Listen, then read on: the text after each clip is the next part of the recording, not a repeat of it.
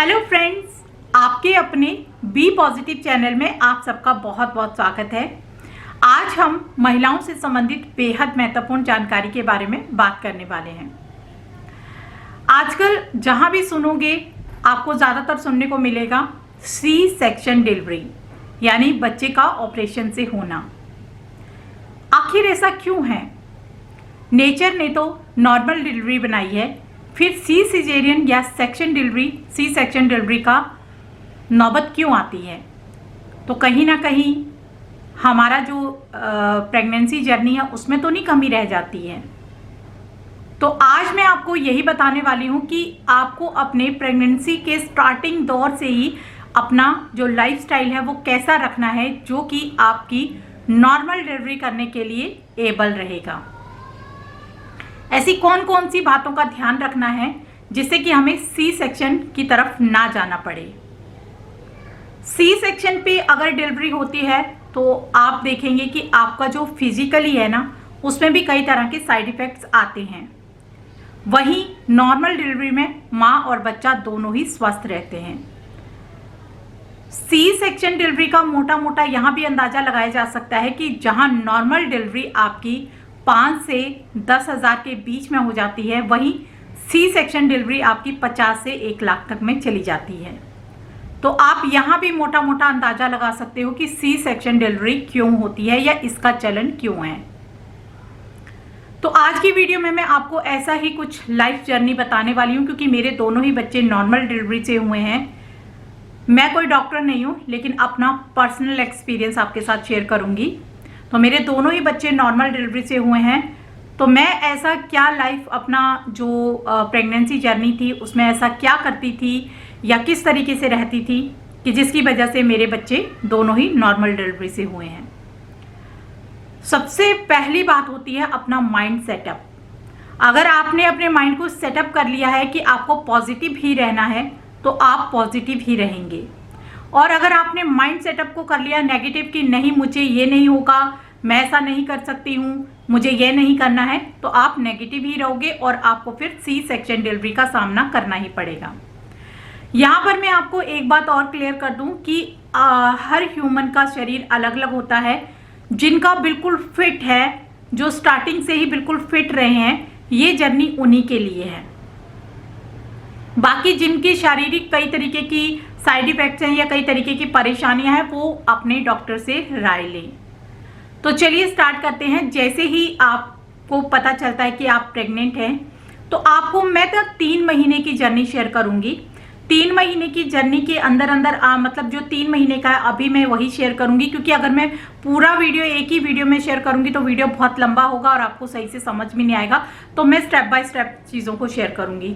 तो सबसे पहले हम स्टार्टिंग के 3 महीने देख लेते हैं कि हमें क्या क्या करना चाहिए, क्योंकि कई बार ऐसा होता है कि महिलाएं जैसे ही प्रेग्नेंट होती हैं वो अपने माइंड को सेटअप कर लेती हैं कि अब हमें बेड से उठना नहीं है, हमें हिलना नहीं है। अगर हम जरा सा भी उठे या हमने कोई भी काम किया तो पता नहीं क्या से क्या हो जाएगा। तो ऐसा कुछ नहीं है मेरी बहनों। आपको क्या करना है, स्टार्टिंग के जो 3 महीने होते हैं उसमें आपको कुछ चीज़ों को ध्यान में रखना है, और बाकी आपको अपना लाइफस्टाइल जैसे आप पहले थे वैसे ही रखिएगा। तो वो कौन कौन सी चीज़ें हैं जिनका आपको ध्यान रखना है? सबसे पहले मैं आपको 6 चीज़ें ऐसी बताऊंगी जिनको आपको अपने माइंड में रखना है कि हमें ये चीज़ें नहीं करनी है।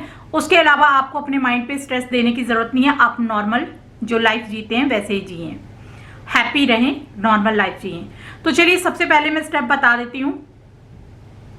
सबसे पहले आपको जैसे ही पता चले कि आप प्रेग्नेंट हैं, तो आपको स्टार्टिंग के जो 3 महीने हैं उनमें आपको कोई भी भारी चीज़ें नहीं उठानी है। भारी चीज़ें जैसे कि पानी से भरी हुई बाल्टी, या फिर आपको ज़्यादा क्लीनिंग करने की आदत हो तो आप कभी अलमारी को मूव करते हो, कभी बेड को मूव करते हो पहले, लेकिन आपको प्रेगनेंसी के इस 3 महीने के दौरान आपको ये काम बिल्कुल नहीं करना है। किसी भी भारी चीज़ को उठाना नहीं है, किसी भारी चीज़ को मूव नहीं करना है। झाड़ू पोछा या क्लीनिंग आपको नॉर्मल करनी है। खाना आपको नॉर्मल बनाना है।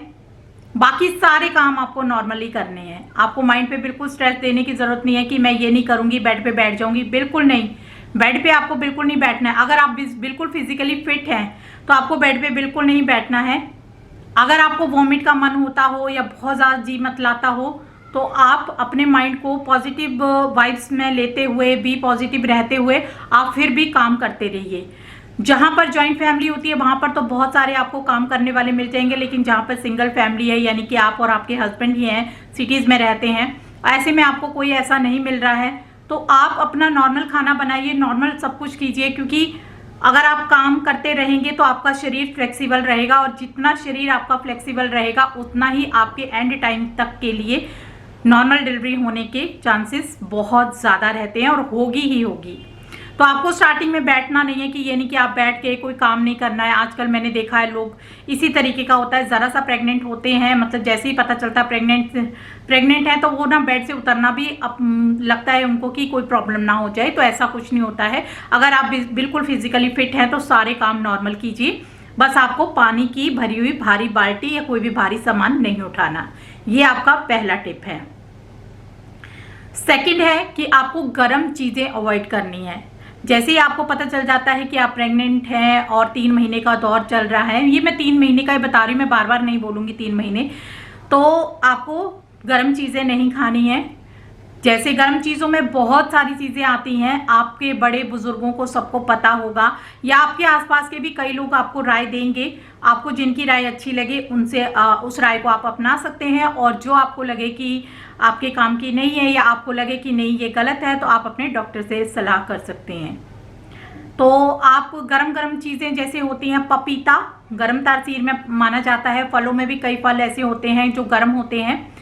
देखिए, डॉक्टर तो आपको कहेंगे कि आप सब कुछ खा सकते हैं, लेकिन कुछ आपके बड़े बुजुर्ग पहले से ही जानते हैं चीज़ों को, तो उन्हें भी आप ज़रूर ध्यान में रखें।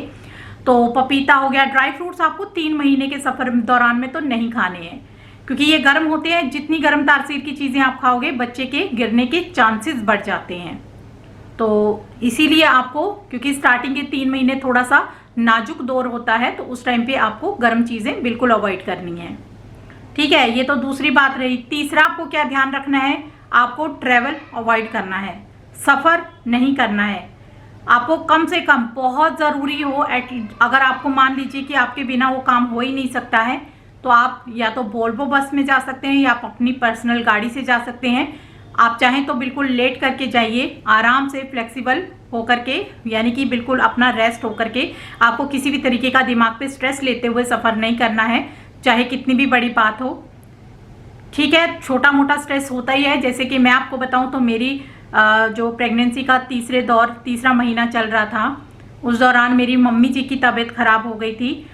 ट्रैवल मैंने भी किया था, लेकिन ठीक है, मेरी मम्मी की तबीयत ख़राब हो गई थी। आप सोच सकते हैं मेरे दिमाग पे भी स्ट्रेस था, लेकिन अपनी अपनी बॉडी होती है, किसी की इम्यूनिटी स्ट्रांग होती है, किसी की वीक होती है। तो इस तरीके से अपनी इम्यूनिटी को ध्यान में रखते हुए, या फिर उस तरफ ज़्यादा सोचना ही नहीं, जो आपका काम है उस तरफ फोकस करना है। आपको नेगेटिव नहीं सोचना है, पॉजिटिव सोचते हुए तब आप ट्रैवल करेंगे तो आपके साथ पॉजिटिव ही होगा। ठीक है, तो इस तरीके से आपको ट्रैवल अवॉइड करना है। खास तौर पर आपको नॉर्मल बसेस में सफ़र नहीं करना है, या तो आप वॉल्वो से कर सकते हैं या आप अपनी पर्सनल गाड़ी से कर रहे हैं तो आप लेट के जाइए। वॉल्वो में तो ऑटो ही सीटें वो लेटने वाली होती हैं, हाफ वाली, तो उसमें आप लेट के जा सकते हैं। 3 बातें हो गई। फोर्थ आपको क्या करना है, फोर्थ में आपको, अगर आप वर्किंग हैं, मान लीजिए आप वर्किंग हैं और आप 8 घंटे की ड्यूटी कर रही हैं, तो आप बैठे बैठे ड्यूटी कर रही हैं, तो ऐसे में आपको क्या करना है, अपने लाइफस्टाइल में थोड़ा सा चेंज लाना है। आपको हर 1 घंटे बाद उठ करके या तो थोड़ा सा वॉकिंग कर लें। अब मुझे पता है कि ऑफिस में आप वॉकिंग करेंगे बड़ा अजीब लगेगा, आसपास के कुलीग देखेंगे, हंसी मजाक उड़ाएंगे, तो ऐसी सिचुएशन में आप ज़्यादा से ज़्यादा वॉशरूम जाने का बहाना कर सकते हैं। आप हर 1.5 या 2 घंटे में वॉशरूम जाइए, और कम से कम उस वॉकिंग सिस्टम में आप कम से कम 5 से 7 मिनट का टाइम ज़रूर लगाइए। इससे क्या होगा कि आपका जो बच्चा है उसका सिर भारी नहीं होगा। अगर बच्चे का सिर भारी हो जाए ना, तो फिर सिजेरियन की नौबत आती है। अगर सिर उसका सही रहेगा बॉडी के तापमान के हिसाब से, तो फिर नॉर्मल डिलीवरी के चांसेस बढ़ जाते हैं और नॉर्मल डिलीवरी होती है। क्योंकि आप इतनी टाइम पे बैठे रहोगे तो सिर बढ़ना शुरू हो जाता है, तो ज़्यादा देर बैठना नहीं है। ठीक है, ये तो चौथी बात हो गई। 5वां आपको क्या करना है, आपको पॉजिटिव बुक्स पढ़ना शुरू कर देनी है। आप यानी कि भगवान से रिलेटेड कथा, कहानियाँ, स्टोरियाँ इस तरीके की आपको पढ़नी है। अपने माइंड को पॉजिटिव रखना है, क्योंकि अगर आप प्रेगनेंसी के स्टार्टिंग के दौर से ही ऐसी बुक्स पढ़ने लगेंगे, गीता की, भगवान से रिलेटेड, जिस भी धर्म से आप बिलोंग करते हैं उस धर्म की जितनी भी पॉजिटिव बुक्स होती हैं उनको ज़रूर पढ़िए। 1 घंटा पढ़िए, आधा घंटा पढ़िए और अपने माइंड को शांत रखने की कोशिश करिए। ये सीधा सीधा आपके बच्चे के दिमाग पे इफेक्ट डालता है। आपका बच्चा बेहद शांत स्वभाव का होगा और कभी भी कोई भी जुल्म या क्राइम करने के लिए नहीं सोचेगा, क्योंकि उसका माइंड इतना ज़्यादा प्योर और पवित्र होगा। क्योंकि आपने उस दौर पे पवित्र बुक्स पढ़ी होंगी, पवित्र चीज़ें पढ़ी होंगी, पॉजिटिव रहे होंगे और कभी भी लड़ाई झगड़े या उग्र जैसा दिमाग में नहीं लाए होंगे।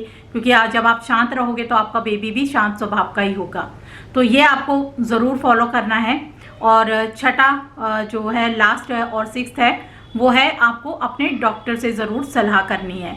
जैसे ही आप प्रेग्नेंट होते हो तो आपको कहीं से भी जो भी आपके नियर डॉक्टर होते हैं आप उनसे रेगुलर दवाइयाँ जो देते हैं डॉक्टर की, ज़्यादातर आपको कैल्शियम और आयरन की दवाइयाँ दी जाएंगी, उन्हें आपको नॉर्मल खाना है। तो ये चीज़ों का आपको ज़रूर फॉलो करना है। ये 6 चीज़ों का ध्यान रखना है। प्रेगनेंसी के दौरान आपको 3 महीने की प्रेगनेंसी के दौरान आपको ये चीज़ों का तो ध्यान रखना ही रखना है। इसके अलावा आपको अपनी जो लाइफ है वो बिल्कुल नॉर्मल जीनी है। जैसे आप रेगुलर जी रहे हो, डेली जी रहे हो, नॉर्मल खा रहे हो, नॉर्मल पी रहे हो, इसी तरीके से आप बस गर्म तासीर की चीज़ें नहीं खानी है और हैप्पी रहना है, खुश रहना है, पॉजिटिव रहना है और विचारों को अपने पॉजिटिव रखना है। और जहाँ तक हो सके सबके साथ सहयोग की भावना प्रकट, जो आपके क्योंकि माइंड में चल रहा होता है वो बच्चे पे बहुत असर डालता है।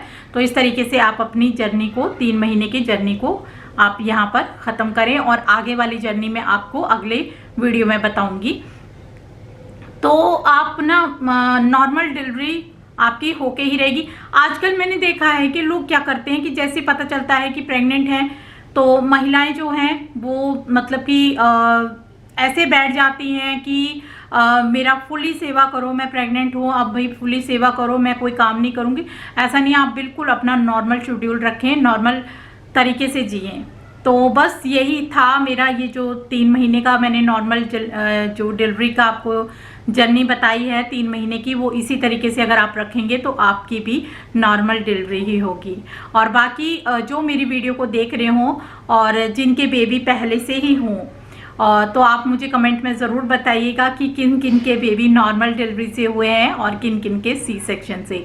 और जो नॉर्मल डिलीवरी से जिनके बच्चे होते हैं ना, उनकी जो आप अपने आप ही देखिएगा अपने इर्द गिर्द, जिनकी नॉर्मल डिलीवरी से होती है उनकी ना कमर दर्द नहीं होती है, और जिनकी सी सेक्शन से बच्चे होते हैं उनमें ना कमर दर्द की बहुत ज़्यादा प्रॉब्लम आ जाती है।